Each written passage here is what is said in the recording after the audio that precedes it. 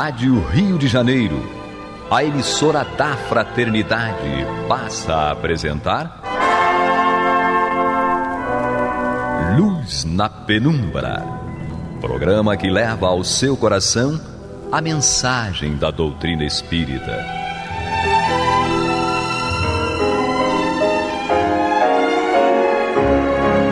E com vocês, Eduardo Araújo, para o estudo de O Livro dos Médiuns, da obra codificada por Allan Kardec.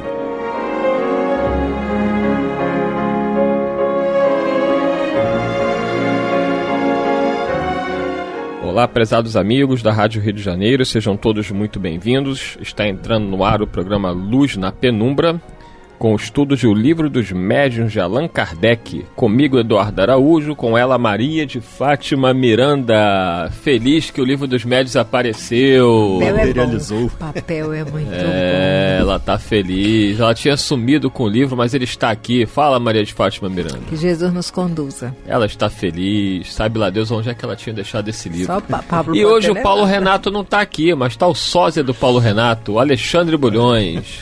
Que a vontade do nosso Pai se faça presente. Isso aí, Paulo Renato estará de volta semana que vem, se Deus quiser.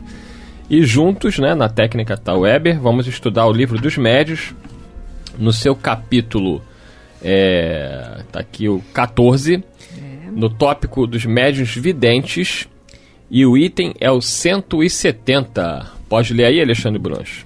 Claro. Outro fato que prova a influência que os espíritos exercem sobre os homens, a revelia destes. Assistimos, como nessa noite, a uma representação teatral com outro médium vidente. Travando conversação com o espírito espectador, disse-nos ele: vê aquelas duas damas sós naquele camarote da primeira ordem? Pois bem, estou esforçando-me por fazer que deixem a sala. Dizendo isso, o médium ouviu ir colocar-se no camarote em questão e falar às duas. De súbito, estas, que se mostravam muito atentas ao espetáculo, se entreolharam, parecendo consultar-se mutuamente. Depois, vão-se e não voltam mais.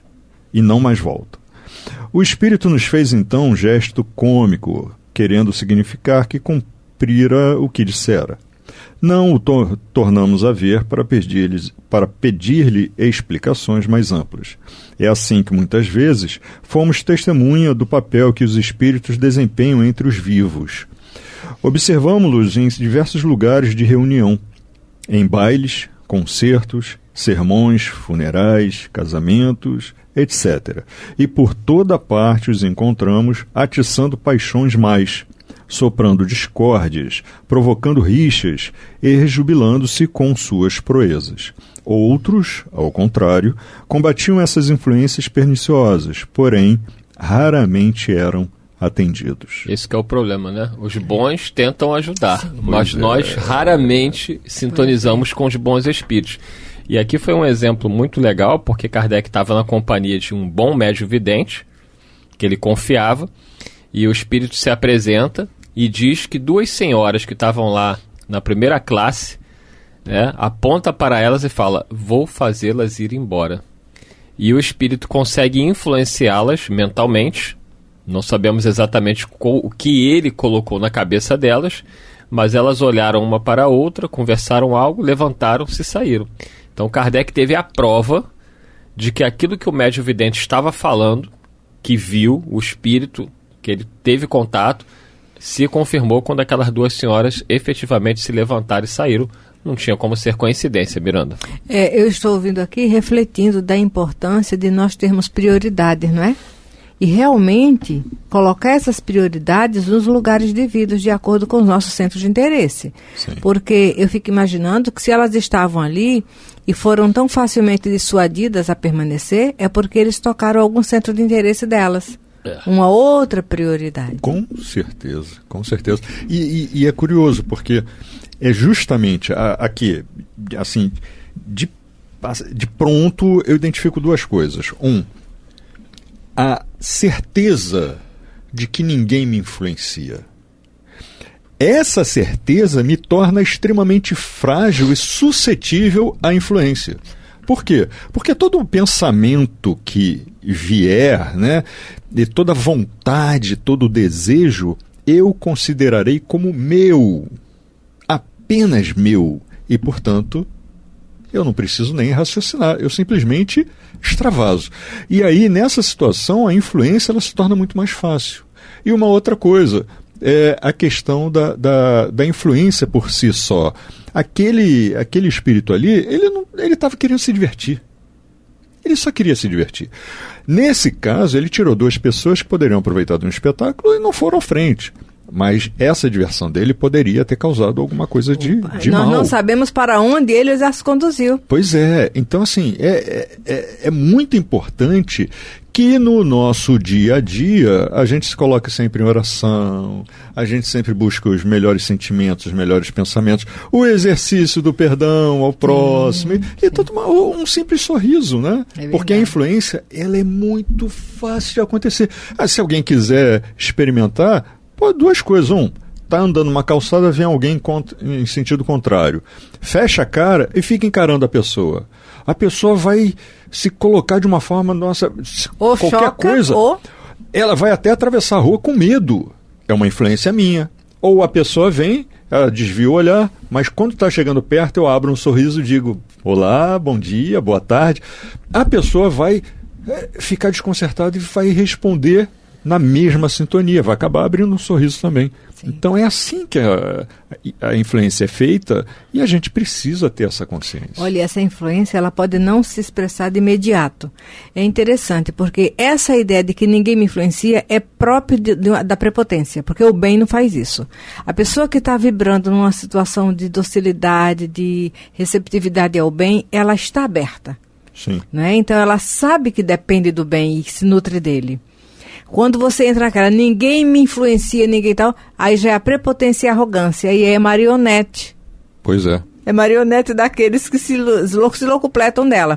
Mas quando você estava falando do bom dia, né, do cumprimento, então, de fechar o senho, na hora eu lembrei de uma história verídica que aconteceu na época do Holocausto. Não é?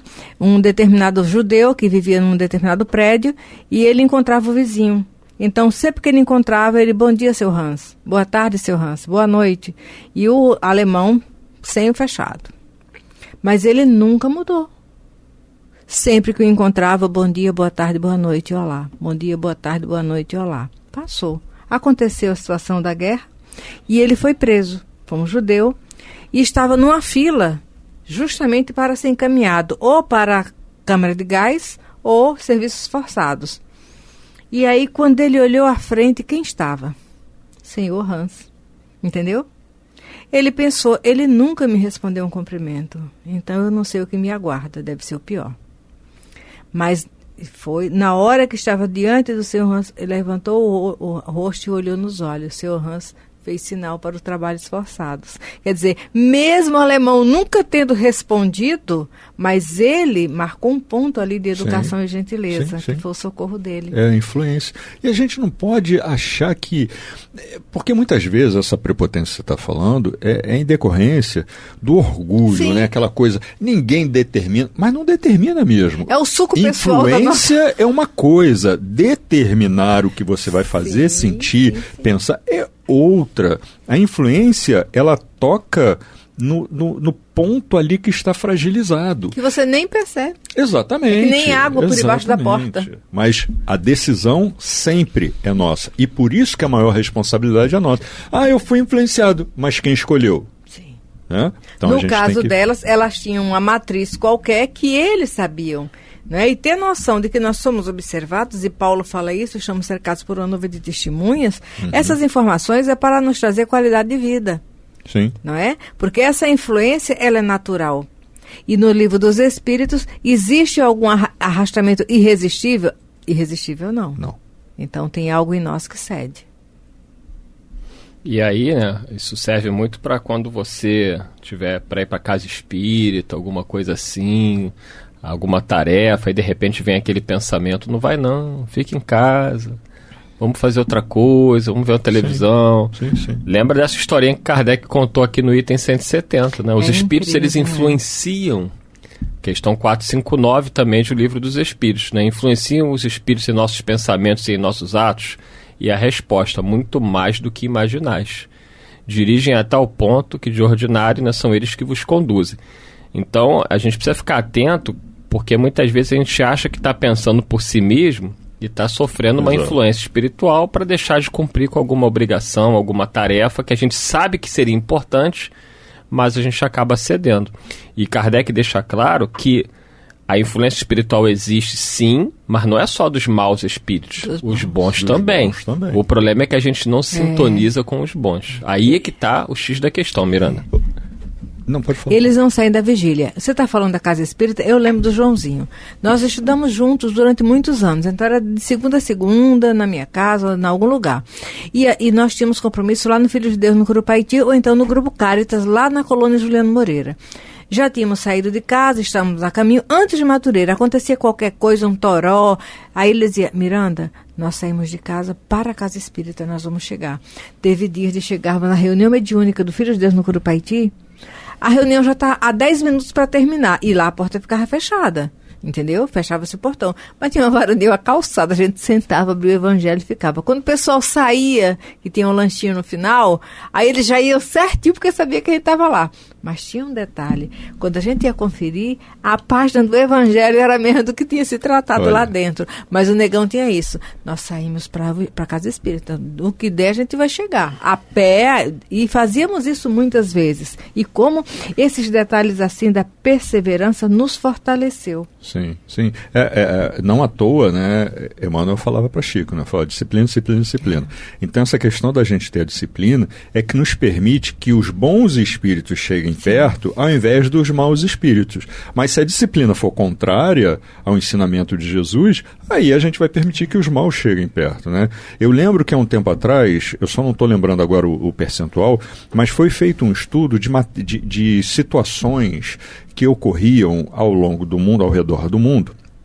Claro, não era de 100% do mundo, havia amostragens e tudo mais, mas vários levantamentos foram feitos sobre o fato de que tinha uma quantidade muito grande, mas muito grande, a ponto de ser inclusive maior, de instituições voltadas ao bem, atividades voltadas ao bem e tantas coisas mais voltadas ao bem. Muito mais do que aquilo que se noticia de mal. O que, por sinal, vai muito bem ao encontro da questão do mundo de provas e expiações para a regeneração. Quer dizer, aquela balança que antes pesava muito mais na maldade, agora começa, né, a pesar mais para cá. Acontece que as pessoas falam assim, não, mas a gente só sabe de notícias ruins. Por que a gente só sabe disso? E por que a gente acha que tem muito mais maldade do que bondade? Se a gente pegar... É um experimento ruim num primeiro momento, mas pode ser um experimento válido para uma reflexão. Se a gente pegar os noticiários ao longo do dia, a gente vai ver uma meia dúzia de notícia ruim. Repetida a todo momento, em todos os... Se fossem tantas notícias ruins, seriam diversas notícias ruins sem se repetir, mas são aquelas notícias ruins repetidas o tempo todo. Então, é isso que nos coloca numa má sintonia. Né? Mas se a gente procurar, tem notícia boa, a internet hoje nos permite isso. Então, é assim que a gente vai modificando a nossa sintonia, através da oração, do sorriso, para um estranho que seja, um bom dia, uma boa tarde, e aí, aos poucos, a gente vai colhendo o fruto dessa nossa atitude. É isso aí, você que está chegando agora, o programa é o Luz na Penumbra, estamos estudando o Livro dos Médiuns de Allan Kardec, aqui no seu capítulo 14, e o item agora que nós vamos iniciar é o item 171. Eu estou aqui na companhia de Maria de Fátima Miranda e do Alexandre Bulhões. Hoje o Paulo Renato não pôde estar conosco. Semana que vem ele estará de volta. Alexandre Bulhões, vamos lá, item 171. Beleza. A faculdade de ver os espíritos pode, sem dúvida, desenvolver-se, mas é uma das que convém esperar o desenvolvimento natural, sem o provocar, em que não se querendo ser joguete da própria imaginação. em não se querendo ser joguete da própria imaginação. Quando o germe de uma faculdade existe, ele se manifesta ela se manifesta de si mesma. Em princípio, devemos contentar-nos com o que Deus nos outorgou, sem procurarmos o impossível. Por isso que, pretendendo ter muito, corremos o risco de perder o que possuímos. Então, isso é fundamental porque Kardec fala logo no início do Livro dos Médiuns que esse livro não era uma fórmula mágica para você, né, fabricar médios. Sim. Que ele dizia que uma vez que a faculdade não exista, ela não existe, porque ela está radicada no organismo. Então você já vem com o organismo preparado para determinado tipo de mediunidade. Então se você quer desenvolver a evidência, mas você não traz isso no seu organismo, não vai. E se você ficar forçando a barra, vai forçar a imaginação. Sim. E vai começar a ver o que não está vendo. Sim. Então isso é muito importante, porque tem gente que acha que basta ir para um curso de médiuns, que ele vai virar médium. E não é assim, Alexandre Bulhões. Não é mesmo. Lá no Lar de Frei Luís, por exemplo, eu participo como orientador. Não é professor, né, mas orientador. Para a gente tá ali ajudando e também estudando, porque também nos desenvolvemos. Mas disse que é um serviço de orientação mediúnica. Ele é para formar médiuns. Só que antes de formar o médium, forma o indivíduo. Sim.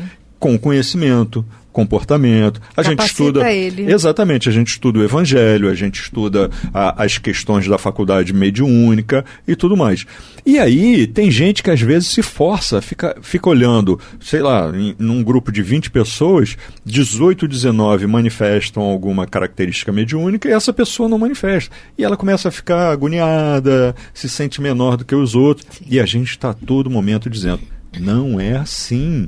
Por quê? Porque, de repente, a sua característica mediúnica é uma das mais importantes e uma das menos valorizadas, que é a mediunidade de sustentação. Sim. Sem a sustentação... O pensamento educado no bem. Exatamente. Sem a sustentação, não há uma única reunião que vá bem na sua totalidade, né? Então, assim, por que às vezes uma pessoa em silêncio, até agora há pouco, né, alguém perguntou se o silêncio era uma oração também, e quando você acalma sua mente, o seu coração e entra em oração, né, começa a resgatar pensamentos positivos ou pensa, poxa, eu gostaria tanto que tudo estivesse bem, você está em oração, e isso é muito importante. Então, a gente não deve forçar. A gente deve seguir fazendo a nossa parte, claro, né? Mas a gente deve seguir o fluxo do rio, por exemplo.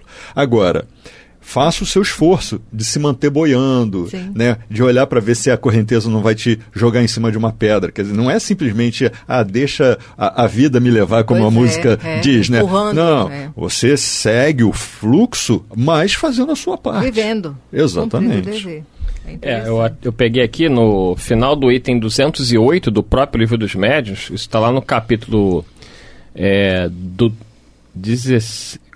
capítulo 12, não, calma aí, 15, 18, 17, capítulo 17 do Livro dos Médiuns, é a formação dos médiuns, desenvolvimento da mediunidade.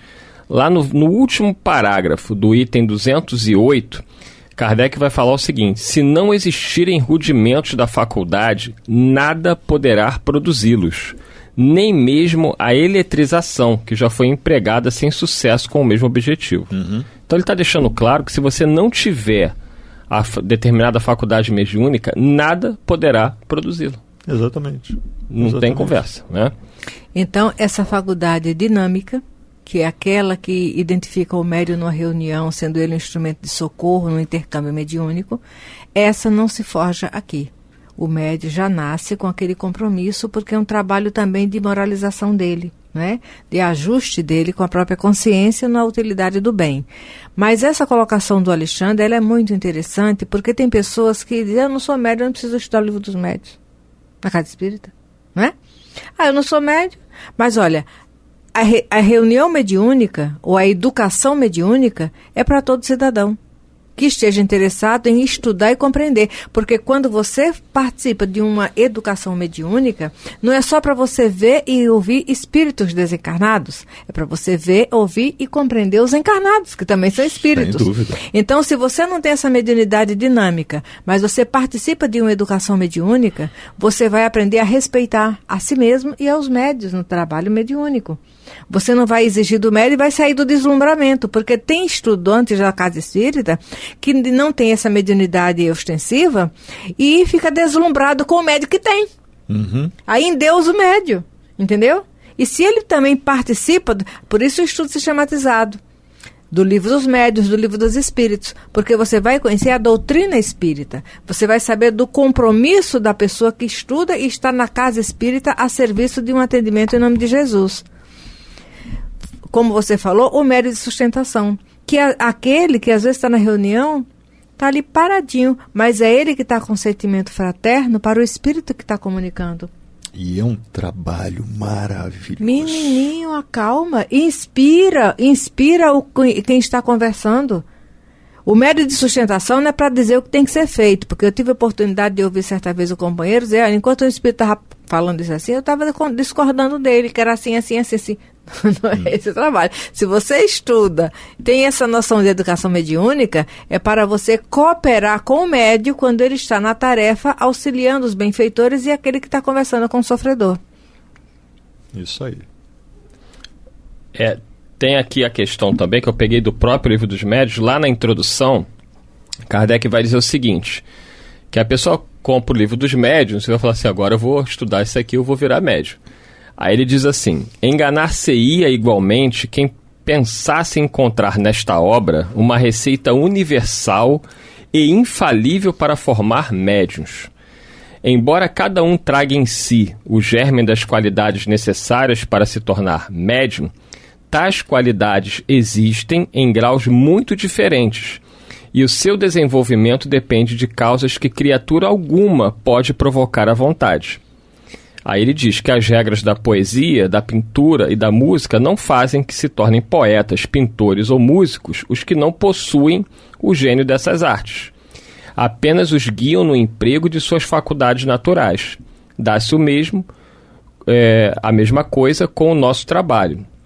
Seu objetivo consiste em indicar os meios de desenvolver a faculdade mediúnica, tanto quanto o permitam as disposições de cada um, e, sobretudo, dirigir-lhes o emprego de maneira proveitosa, quando existir a faculdade. Você vê que Kardec faz questão de frisar. Este, porém, não é o único objetivo a que nos propusemos. Ao lado dos médiuns propriamente ditos, aumenta diariamente o número de pessoas que se ocupam com as manifestações espíritas. Quer dizer, independente de você ter ou não uma mediunidade ostensiva, estudar o Livro dos Médiuns é fundamental para você entender sobre a mediunidade e até poder orientar pessoas que precisam de ajuda. Um pensamento que me veio forte aqui, provavelmente alguém buzinou. Você tem 2 minutos para buzinar. Não, vamos tranquilo. É bem rápido, mas assim, eu acho que é uma reflexão que a gente precisa ter, que quer se tornar um médium? Eu não sou médium, mas eu quero me tornar um médium. Quer se tornar um médium? Estuda o Evangelho do Cristo. Pronto. Estuda o Evangelho do Cristo, porque ao estudar o Evangelho e buscar aplicar o ensinamento dele, é certo que você será médium do Cristo. Um médium do Cristo. Fato. E dito isto, Maria de Fátima Miranda, estamos chegando aí, né, ao final de mais um programa.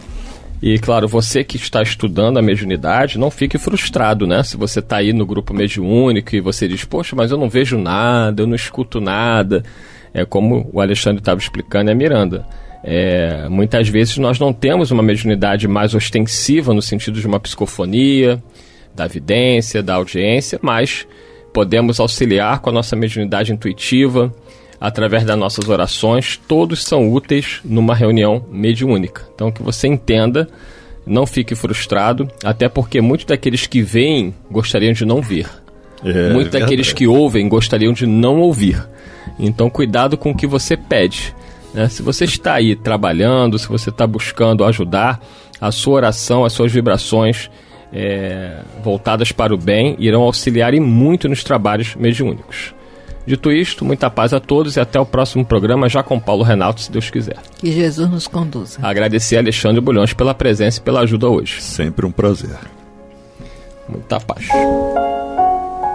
Você está ouvindo o programa Luz na Penumbra.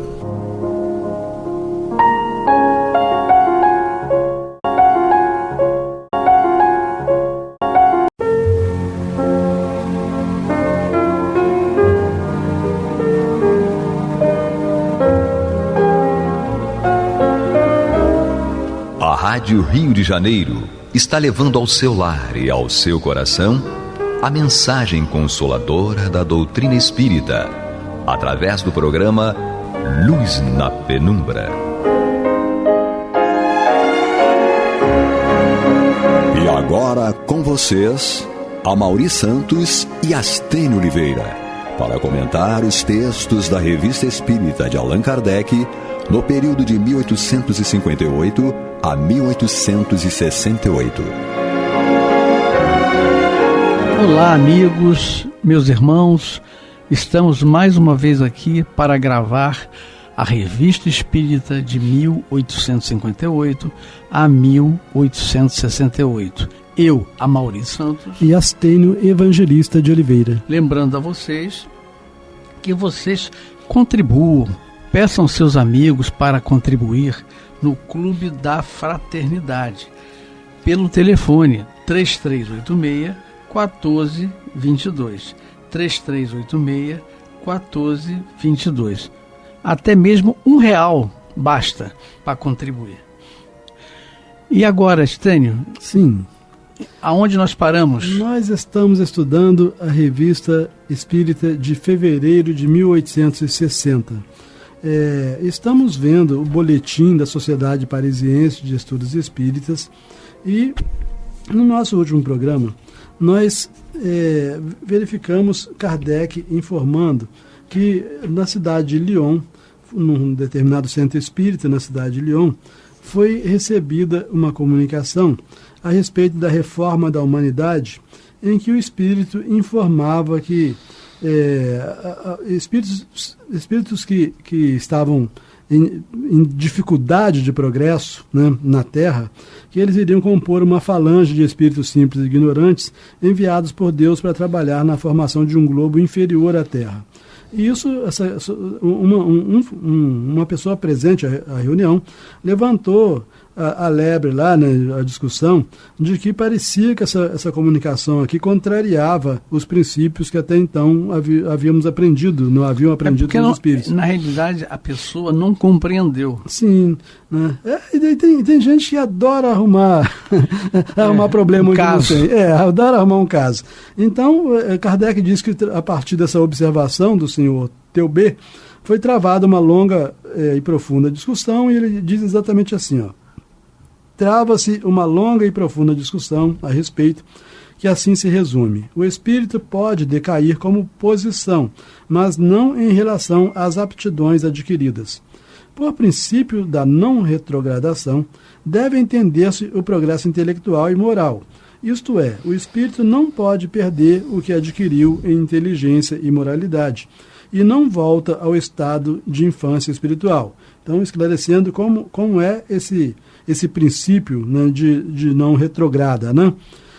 Em outras palavras, não se torna mais ignorante nem pior do que era, o que não o impede de reencarnar-se numa posição inferior, mais penosa e entre outros espíritos mais ignorantes do que ele, se o mereceu. Porque, inclusive, a gente deve considerar que não é só reencarnar no mundo inferior, né? Alguém que tenha vivido na alta sociedade e que reencarna depois numa favela é muito semelhante a reencarnar no mundo inferior, né? Ou alguém que é muito virtuoso e reencarna numa sociedade de pessoas criminosas e daí por diante. Ela não está retrocedendo em absolutamente nada. As experiências dela é que estão sendo mais difíceis, né? Exatamente. Então, um espírito muito... Porque ela mereceu, né? Sim, ou mereceu ou necessitava, né? Exatamente. Então, um espírito muito atrasado que reencarnasse num povo civilizado estaria aí deslocado. e não poderia sustentar a sua posição. Voltando aos selvagens em nova existência, apenas retomará o lugar que havia deixado cedo demais, mas as ideias que houver adquirido durante sua estada entre os homens mais esclarecidos não serão perdidas. Então, Kardec está levantando aqui um outro aspecto interessante, que se esses espíritos eles não estão enquadrados na sociedade atual, nos valores da sociedade atual, é porque, na verdade, eles ainda não pertencem à sociedade atual. Eles vieram aqui como um favor divino, de algum modo. Eles estão só voltando para a terra deles. Está tendo a oportunidade, né? Sim, se ele aproveitar, muito bem. Se ele não aproveitar, ele volta. Ele volta. No fundo, ele já veio de um mundo inferior, né? Exatamente. Sabe? E aí simplesmente retorna ao mundo inferior, só que agora levando os conhecimentos que ele adquiriu, né? Bom, deve-se dar o mesmo com os homens que irão concorrer para a formação de um mundo novo. Encontrando-se deslocados na terra melhorada, irão para um mundo em consonância com seu estado moral.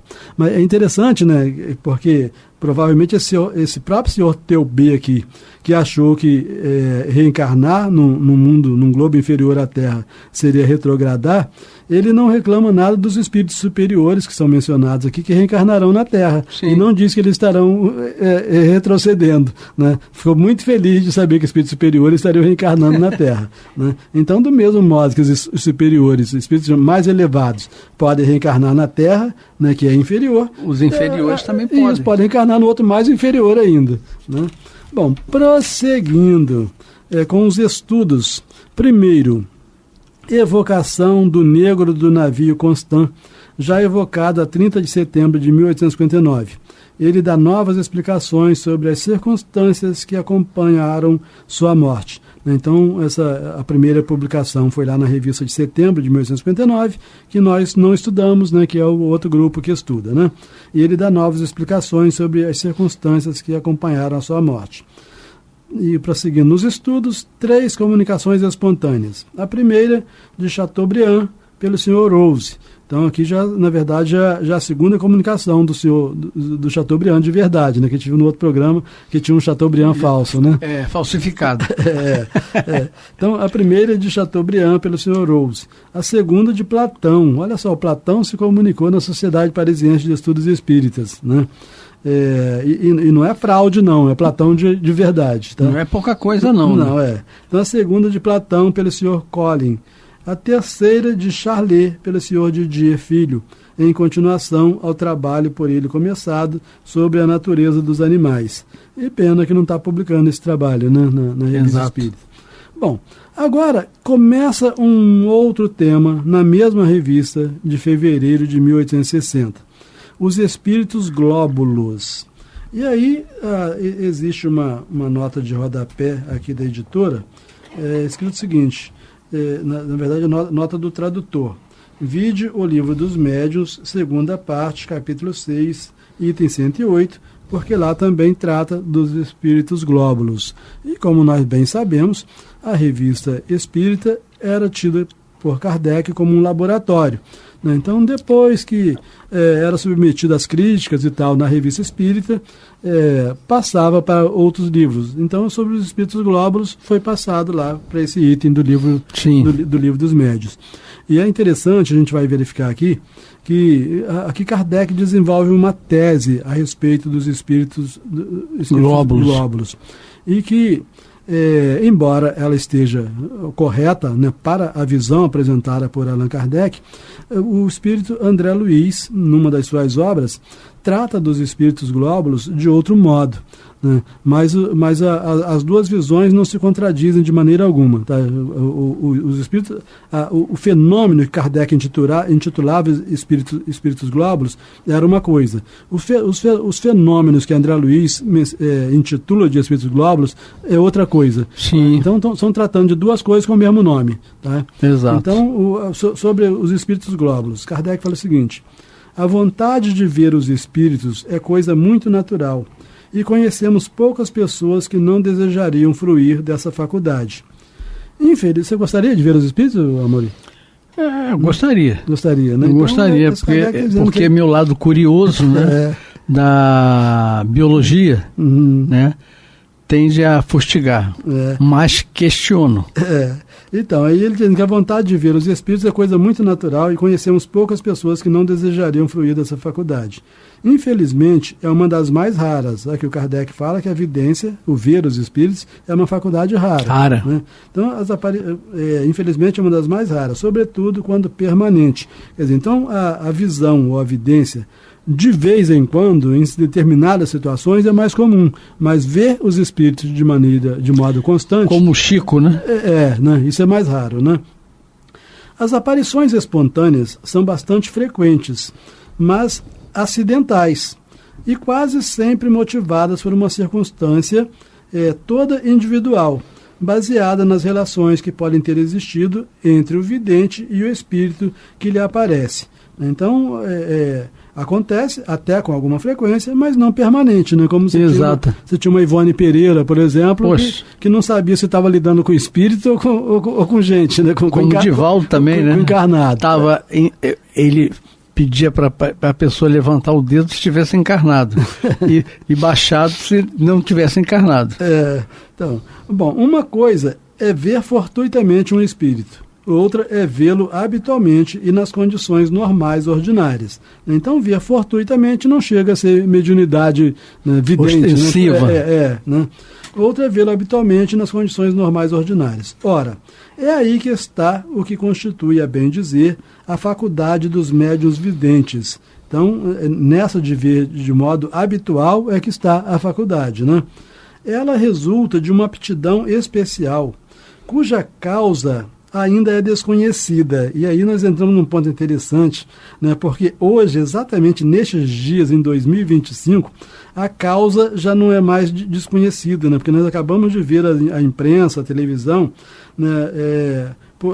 As redes sociais, informando a respeito de uma pesquisa feita na Universidade Federal de Juiz de Fora, parece, né, mostrando as modificações genéticas, né, as variantes genéticas no DNA dos médiuns. Né? Então, comparando DNA de médiuns com parentes do próprio médium, que não são médiuns. Então, um médium com o seu irmão, né, consanguíneo, que não é médium, e verificando no DNA do médium que existem lá determinadas diferenças, determinados elementos que não tem no DNA do irmão que não é médium. Então, quando Kardec já afirmava, porque os espíritos afirmavam isso, né, que a mediunidade ela era orgânica, eles só sabiam que era orgânico, mas não sabiam quais eram os motivos. Né? Isso, e agora já se sabe. A ciência hoje já evoluiu a esse ponto. Sim, né? Não, os médicos, né, que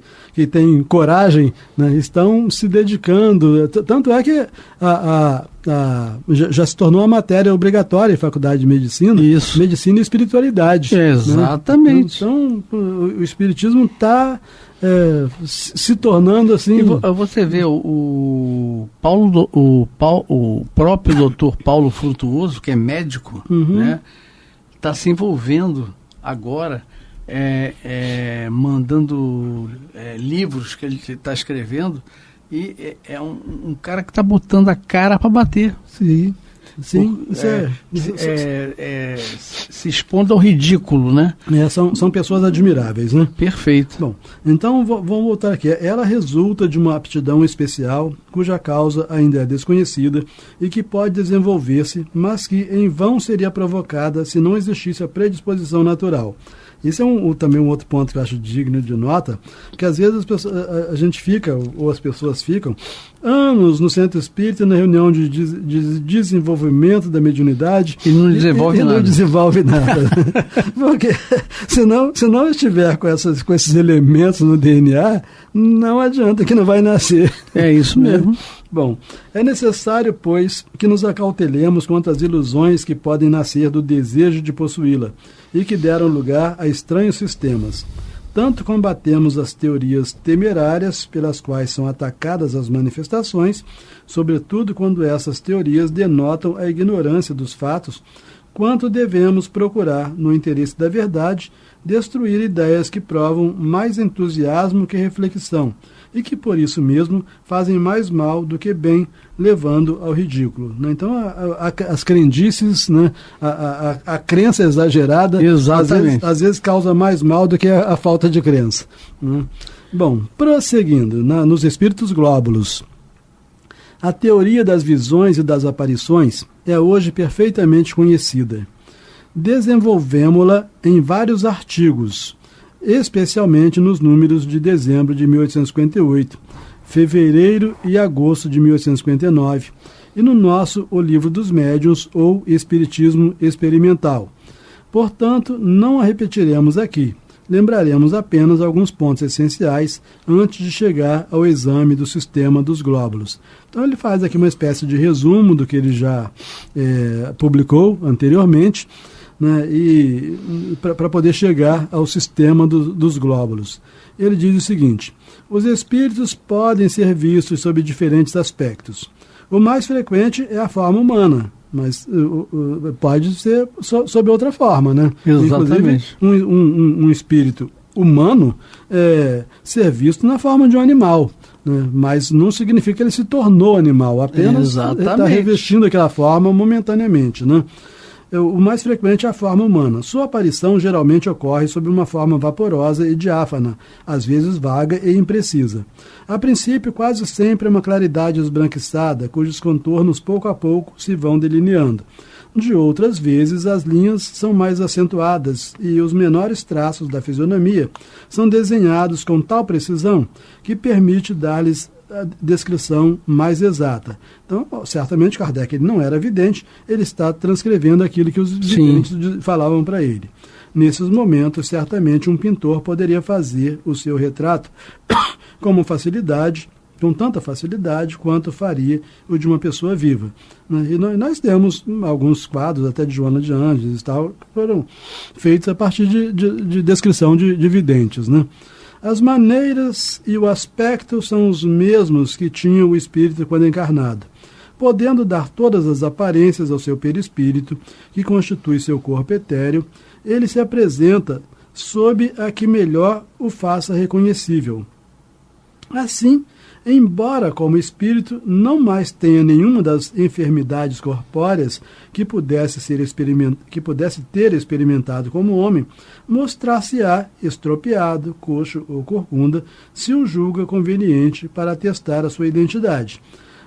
Isso que não significa necessariamente que nunca haverá a mesma enfermidade do corpo também no perispírito, porque se o espírito estiver ainda se sentindo daquele modo, é daquele modo que ele estará enquanto ele se sentir.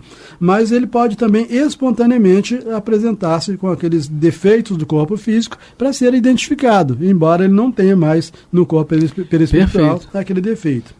Quanto às vestes, compõem-se geralmente de um amontoado de pano, terminando em larga túnica flutuante.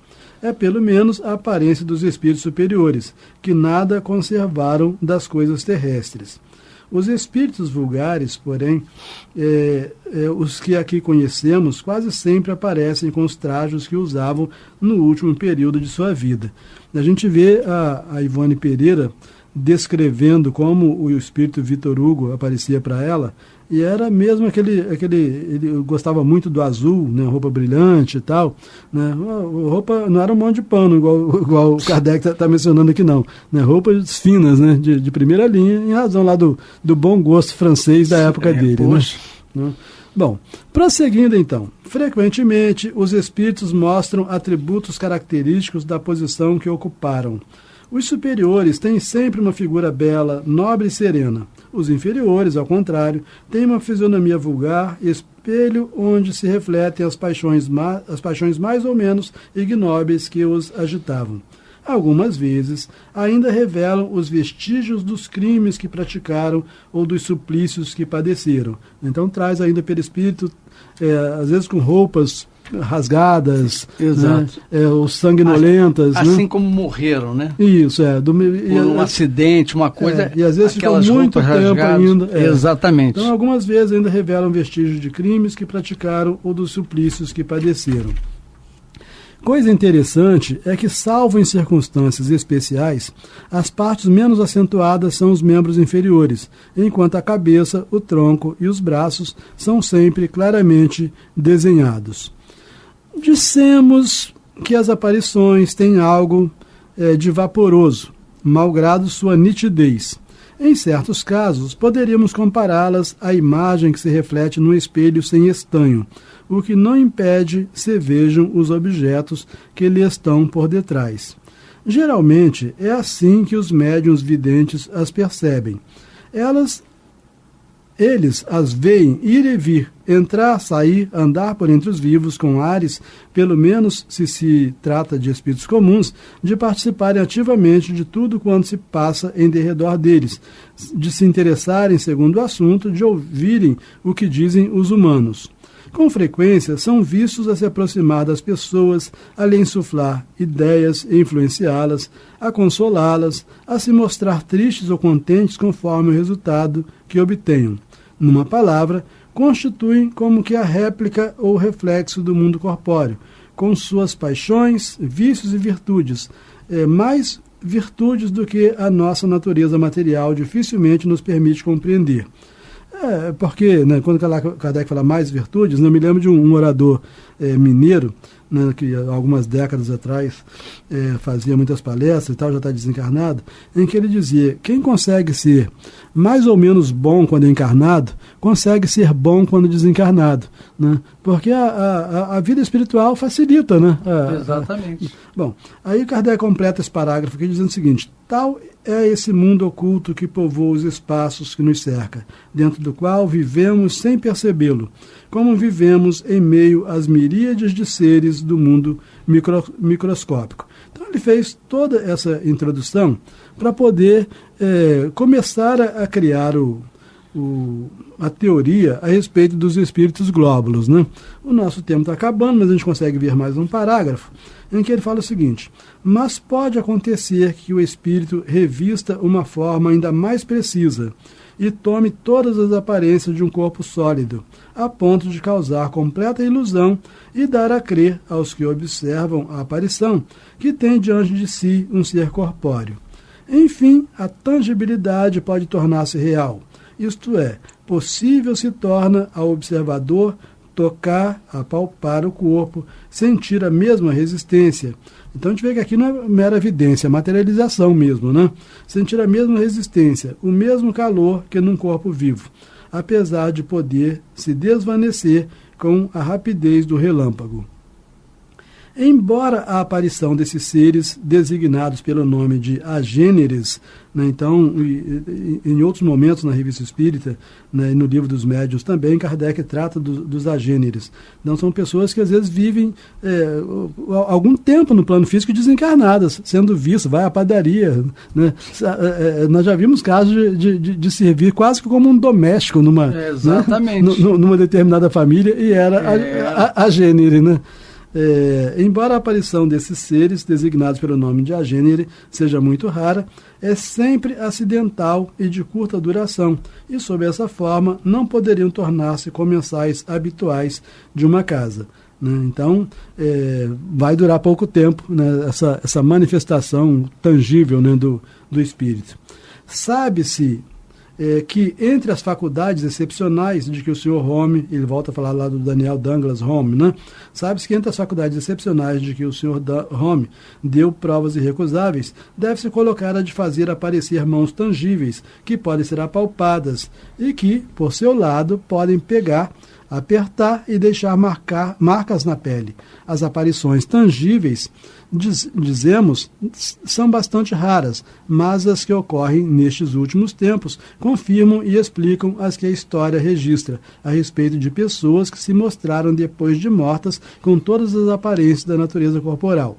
Aliás, por mais extraordinários que sejam tais fenômenos, perdem inteiramente todo o caráter de maravilhoso quando conhecida a maneira por que se produzem e quando se compreende que, longe de constituírem uma derrogação das leis da natureza, são apenas efeito de uma aplicação dessas leis. Então Kardec está reforçando a questão de como os espíritos aparecem, para ele poder mostrar o engano daqueles que acham que estão vendo espíritos quando veem determinados glóbulos através da visão, mas a gente vai ver no nosso próximo programa. Então, terminamos aqui, né, mais um apanhado da Revista Espírita de 1858 a 1868. Eu, Amaury Santos e Astênio Evangelista de Oliveira. Lembrando a vocês o Clube da Fraternidade. Contribuam 3386-1422. 3386-1422. Muita paz.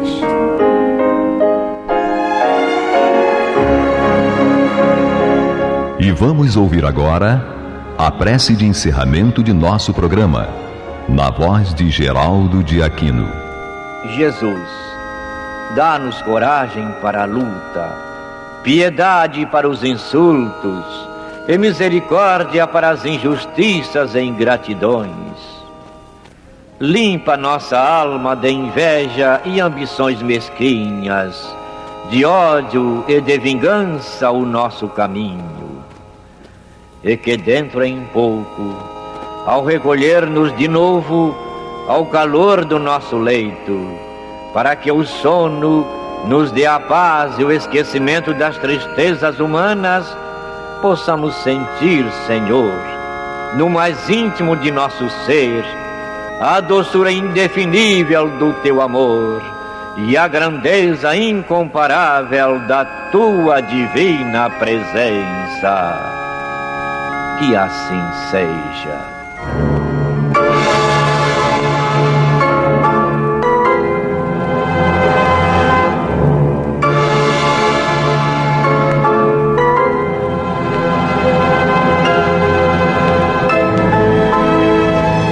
Acabamos de apresentar o programa Luz na Penumbra, que voltará a ser apresentado amanhã às 21 horas nesta emissora.